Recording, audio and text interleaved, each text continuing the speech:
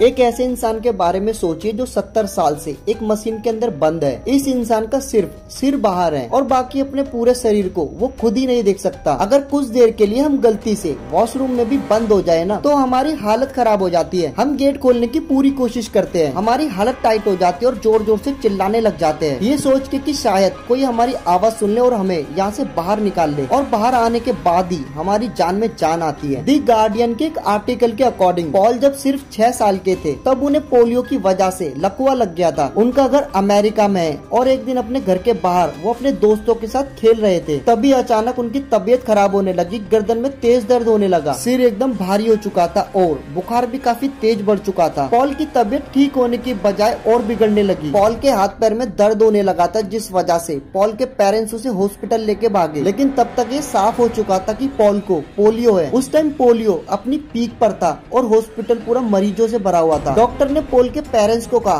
कि पॉल के ठीक होने के आसार हॉस्पिटल में ज्यादा है, आपको पॉल को हॉस्पिटल में एडमिट रखना चाहिए। 5 दिन पहले जो लड़का खेलता कूदता था और पेंटिंग करता था, उसके लिए चलना बोलना सब कुछ इम्पॉसिबल हो गया था। पॉल के पेरेंट्स उसे फिर से हॉस्पिटल ले गए। डॉक्टर ने पॉल को देखकर कहा कि अब कुछ नहीं किया जा सकता। दूसरे डॉक्टर ने पॉल को देखा और उसकी ट्रैकियोस्टोमी की। ट्रैकियोस्टोमी को सिंपल वर्ड में समझाऊं तो इससे सांस लेने में हेल्प मिलती है। 3 दिन बाद जब पॉल को होश आया तो उसका शरीर एक आयरन लंग नाम की मशीन में कैद था। वो ना तो हिल सकता था और ना ही बोल सकता था, ना ही खांस सकता था। उसे लगा कि उसकी मौत हो चुकी है। पॉल की जिंदगी के अगले 18 महीने बहुत खतरनाक थे। वो ट्रैकियोस्टोमी की वजह से बातचीत नहीं कर सकते थे, लेकिन उन्हें वहाँ एडमिट बच्चों की आवाजें सुनाई देती थी। वो घंटों तक अपने गंदे कपड़ों में पड़े रहते थे क्योंकि वो नर्स से कह नहीं पाते थे कि उनके कपड़े बदलने हैं। पॉल के पेरेंट्स उससे रोज मिलने आते थे, लेकिन पॉल की जिंदगी नर्क बन चुकी थी। वो चेहरे के इशारों से दूसरे बच्चों से बात करने की कोशिश करते थे। पॉल ने बताया कि वो जिस भी बच्चे से दोस्ती करते उसकी मौत हो जाती। आप लोगों को बता दो कि आयरन लंग मशीन होती क्या है। आयरन लंग मशीन एक फुल बॉडी मैकेनिकल रेस्पिरेटर है। ये मशीन किसी भी इंसान को सांस लेने में हेल्प करती है। अगर किसी को पैरालिटिक पोलियो हो गया है तो वो मरीज बिना इस मशीन की हेल्प के सांस भी नहीं ले सकता। पॉल ने आयरन लंग मशीन में बंद रहते हुए वो कर दिखाया जो बहुत कम लोग कर सकते हैं। पॉल ने खुद को अलग तरीके से सांस लेना सिखाया। पॉल ने आयरन लंग में रहते हुए जिंदगी कैसे जीनी है ये सीख लिया था। पॉल ने बताया कि जब डॉक्टर राउंड पर आते थे तो वो आपस में बात करते थे कि ये मर जाएगा, ये कुछ दिन ही जी पाएगा। यही नहीं, डॉक्टर्स तो यहाँ तक कहते थे कि अभी तक ये जिंदा कैसे है। पॉल को ये सब सुनकर बहुत गुस्सा आता था। डॉक्टर्स को यही लगता था कि पॉल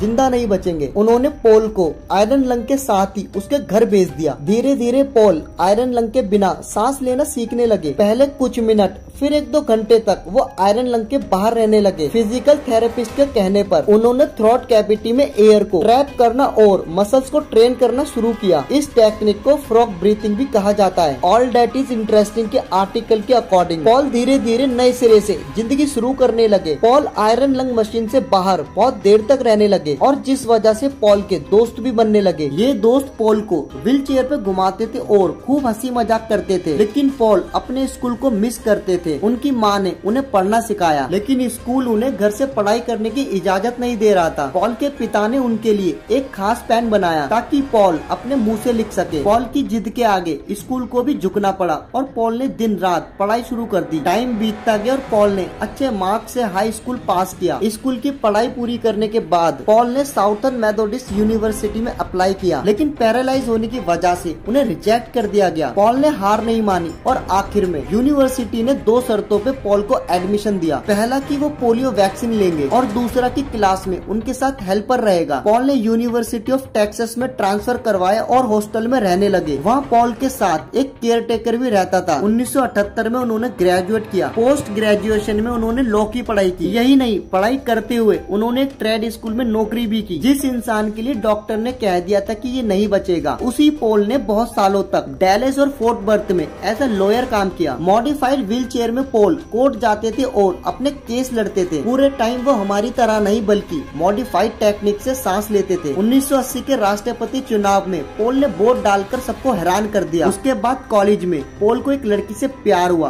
दोनों की सगाई हुई, लेकिन शादी नहीं हो पाई। कोविड के टाइम पॉल की जान जाने से बची। अगर उन्हें कोविड-19 हो जाता तो लाइफ में जो भी उन्होंने स्ट्रगल किया था वो सब बर्बाद हो जाता। लेकिन कोविड-19 भी पॉल का कुछ नहीं बिगाड़ पाया। पॉल अब खुद को आराम देने के लिए आयरन लंग मशीन के थ्रू ही सांस लेते हैं। यहाँ तक कि पॉल ने 3 minutes for a dog my life in an iron lung नाम की बुक भी लिखी है। तो दोस्तों वीडियो को एंड करते हैं। ये थी अमेरिका के पॉल की कहानी, जिसने अपनी जिंदगी में कभी हार नहीं मानी। आई होप आपको वीडियो अच्छी लगी होगी। अगर आपको वीडियो अच्छी लगी तो इसे लाइक कर देना और मुझे कमेंट करके बताना आपको वीडियो कैसी लगी। अगर यूट्यूब पे ये वीडियो देख रहे हो तो चैनल को सब्सक्राइब कर देना और फेसबुक पे देख रहे हो तो प्लीज यार फॉलो कर लेना। बाकी मिलता हूँ नई वीडियो में, तब तक के लिए बाय बाय।